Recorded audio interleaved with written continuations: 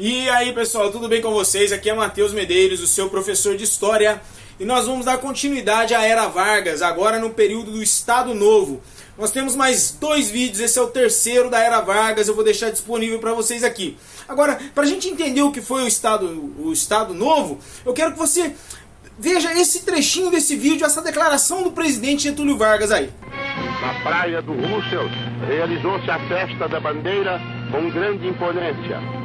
Comparecendo a esta solenidade cívica, os senhores presidentes da República, ministros de Estado, corpo diplomático e altas autoridades civis e militares.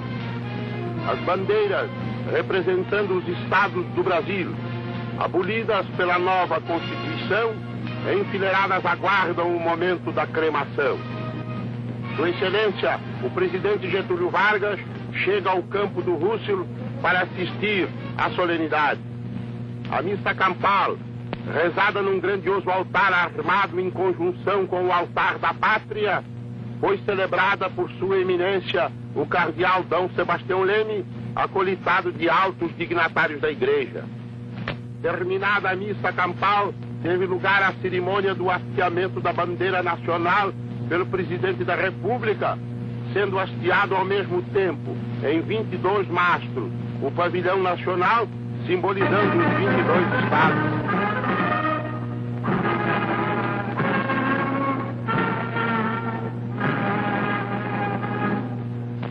Em uma pira é feita a cremação das bandeiras estaduais. Temos motivos de sobra para encarar os dias futuros com otimismo e confiança. Atravessamos períodos difíceis no passado, com as forças dispersas e malbaratadas, as rivalidades regionais e as instituições inadequadas fomentavam a desorganização política e administrativa. Abolimos as bandeiras e escudos estaduais e municipais, os hinos regionais e os partidos políticos. Tudo isso se fez visando consolidar a unidade política e social do Brasil, e numa época em que tais medidas pareciam temerárias. Viram? Gostaram da conversa do Vargas? Gostaram da ação que ele estava promovendo ali? A queima, né? Estavam cremando as bandeiras estaduais, exatamente, a bandeira dos estados. É um ato simbólico, mostrando que essa federação, esse estilo nosso, essa coisa de pensar no estado próprio, né? No seu estado, estava desaparecendo. Era um apelo do Vargas ao nacionalismo, como nós já vimos em outros vídeos da Era Vargas aqui. Esse era o apelo dele, e agora ele não estava só apelando, ele estava promovendo um ato público, transmitido, né?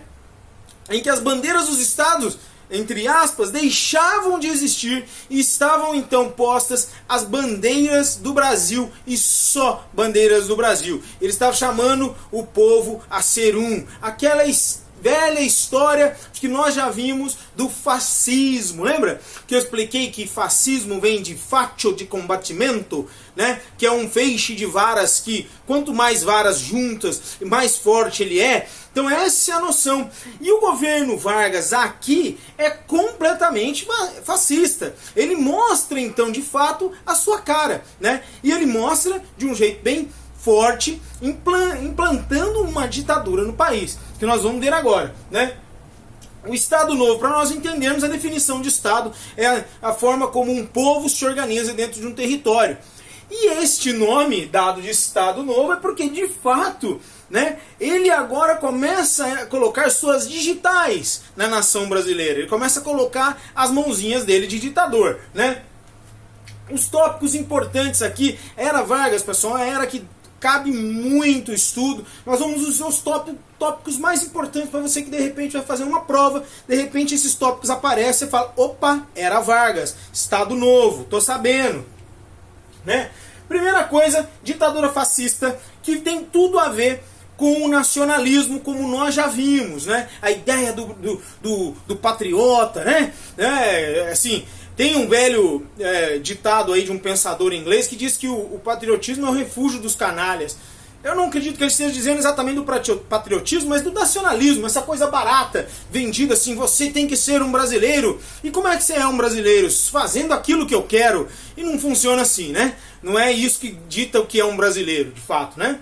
Então, essa ditadura fascista, ela destrói aquela Constituição que foi feita em 1934, né? Que é o outro vídeo que a gente fez aqui desse período constitucional. Lembrando que ele entra para o governo provisório, governo constitucional, né? Que é a Constituição de 34, e aqui, dentro desse Estado Novo, em 1937, temos uma nova Constituição, conhecida como Polaca. Se você ouvir Polaca, já sabe que é a Constituição de 37, que é chamada assim porque lembra os moldes de um semifascismo que existia na Polônia. Percebam que o fascismo aqui está aflorando. Só que o nosso fascismo é um fascismo diferente um pouquinho do que acontece na Europa, né? Se a gente pensar que o Vargas não é um Hitler, muito embora ele era quase um Ctrl-C, um Ctrl-V das táticas, dos instrumentos que os governos fascistas na Europa usaram, né? Vamos começar a ver isso agora. Era uma ditadura e ele instituiu aqui uns tripé. A Polícia Especial, que era o órgão repressor do Estado, veja, repressão, né? Essa Polícia Especial, existem dados históricos de treinamento ou de observação de modus operandi. O que é modus operandi? De como atuar em determinadas situações da Gestapo alemã. Tá? O homem está muito perto. O Getulinho está muito perto. O gordinho fofinho não é tão fofinho assim. Né? O DIP, né? É o DIP, Departamento de Imprensa e Propaganda. Percebam só, ele tem um órgão repressor e agora ele tem um órgão de propaganda, Goebbels. Na Alemanha fazia exatamente isso, né? Tem uma frase que é dita como dos alemães, que naquele período nazista, que uma mentira repetida 100 vezes torna-se verdade. Então, Getulinho, que não é bobo, criou o seu próprio órgão de fazer propaganda e imprensa. Então aparece ele sempre com criancinhas, né, cantando ali o hino, a bandeira do Brasil de fundo, as crianças sorrindo para ele sorrindo para as crianças, né, estampando jornais que eram favorecidos, imprensa oficial. Na aula passada a gente já falou do rádio, onde ele faz o pronunciamento dele, dizendo que agora nós estamos num estado novo, como nós começamos aqui, né? Então ele já estava usando o rádio, agora começa a usar a imprensa, né? Usa de veículos e de estratégia de propaganda, exatamente como os regimes fascistas europeus, né? Então nós temos a Polícia Especial, o órgão repressor, o órgão de propaganda e um benefício para a população, né, que é a CLT. Então ele tem aqui um tripé, né, a Polícia Especial, o órgão de repressão, tem o DIP, né, que é o Departamento de Imprensa e Propaganda. Então vamos lá, repressão, propaganda, é aqui a CLT, que é o benefício trabalhista que já havia sido implantado, nós já explicamos por quê nessa outra aula aqui, né? Que é inspirado inclusive numa carta que foi redigida originalmente na Itália de Mussolini, fascista sangue puro, né? Então você perceba que esse período, se eu bem perguntar o período fascista brasileiro, você não tenha dúvida, hein? Estado Novo principalmente, mas a era Vargas, se você colocar, você não erra, hein? A campanha nacionalista, tudo a ver, já falei pra vocês, esse vídeo que vocês viram no começo aí, queimando as bandeiras, chamando o povo a ser uma nação, vem comigo, né? Inclusive um dos ditames, uma das coisas que da forma como os ditadores fascistas europeus se comportavam era o seguinte: lembre-se que neste período as monarquias estavam caindo, né? Aconteceu lá com os Romanov na Rússia, né? Então, a questão monárquica aqui no Brasil também, né? Então eles estavam afastando daquele direito divino do rei, que tinha um ranço ainda, sabe? Um restinho daquilo. Os ditadores fascistas, eles personificam uma pessoa que representa, como foi chamado Vargas, o pai dos pobres. É uma política personalista, né? Que olha para um cara e fala, nosso pai, o nosso salvador, coisas desse tipo, né? E uma das coisas que eles repetiam muito na Europa era dizendo assim, eu sou um de vocês.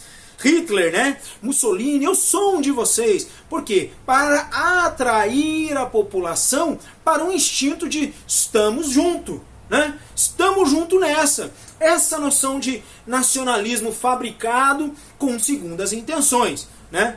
Que é moldar o cidadão, né? Por exemplo, que a intenção aqui não era contribuir e a proclamar uma brasilidade, não, é construir uma de acordo com o que se deseja. Essa é a diferença entre o patriota, a noção de nacionalidade e nacionalismo barato, essa campanha aqui feita pelos governos fascistas, não só no Brasil, por todo mundo.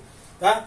Outro ponto importante dessa era Vargas, do Estado Novo, é indústrias estatais de base. Indústrias essas que até hoje estão como estatais, né? Nós temos a CSN, como Companhia Siderúrgica Nacional, né? A Chesf, né? A Companhia Hidrelétrica do São Francisco. Temos a Vale do Rio Doce, né? Então perceba, a Vale do Rio Doce foi privatizada só nos anos 90, né? A CSN e outras empresas ainda são empresas estatais. Então, se perguntarem assim, o que aconteceu ali com a indústria? É o momento da indústria de base para que se pudesse ampliar depois o nosso campo industrial e comercial, né? Essas indústrias são indústrias básicas para a produção, para uma grande, um boom da indústria. Essas indústrias precisariam existir, pegar a matéria-prima do meio natural e formar o ferro, né? Barras de ferro. Então, isso aqui entre essas indústrias de base, né? E outro ponto muito importante é o Brasil na Segunda Guerra Mundial. Neste momento aqui, o bicho está pegando na Europa. E de começo, eu não estou falando para vocês que as propagandas, o jeito de ser do Getúlio tem muito a ver com Mussolini e Adolf Hitler. Sim, tem muito a ver. E ele flertou por muito tempo com a ideia de se aproximar deles. Eu não acabei de dizer para vocês que aqui a polícia especial era treinada ou observava a Gestapo. Então existia esse certo namoro aí entre o Vargas e os regimes fascistas e nazistas europeus, né? Mas com pressões norte-americanas aqui, com acordos norte-americanos aqui, e vendo que a situação do fascismo mundialmente não era legal, o Ibope não era bom, Vargas então e o Brasil entram na Segunda Guerra do lado dos países liberais, né? Não dessas ditaduras, né? Mas nós tínhamos uma ditadura aqui, né? Então, depois da guerra, aqui entram os pracinhas, né? Nossos heróis de guerra aí. Depois que nossos veteranos, depois que a guerra termina, fica um mal-estar, né? Um mal-estar de termos uma ditadura nacionalista, com repressão, com propaganda, tudo do tipo do fascismo aqui, né? E acabarmos de tentar derrubarmos, né?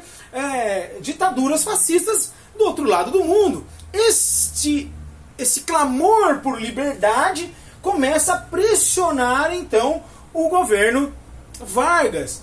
Em 1945, antes disso, pessoal, só para vocês entenderem por que essas pressões aqui estavam aumentando, existe o Manifesto dos Mineiros, tá? Em 24 de outubro de 43, eles fazem um manifesto dizendo assim, vejam só, nós estamos indo lutar do outro lado do mundo para libertar pessoas de ditaduras. E nós mesmos estamos aqui, né?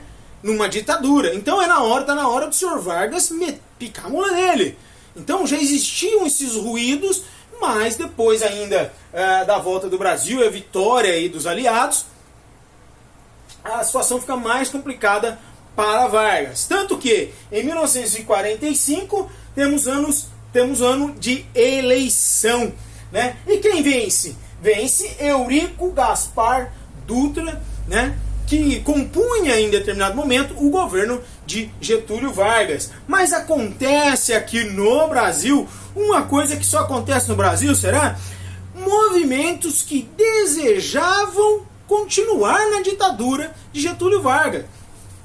Getúlio Vargas, o movimento querenista, né? Eles desejavam Getúlio Vargas de volta, né? E Eurico Gaspar Dutra, o presidente oficial, continua no poder e não tem vaga para Vargas neste momento, né? Nós vamos agora ver o governo Dutra e depois nós vamos ver a volta do governo Vargas. Sim, ele volta, eles voltam, eles não desistem nunca, né? Se você gostou dessa aula, gostou disso aqui, se inscreve nesse canal, dá um joinha, compartilha com os colegas que precisam disso e bora lá!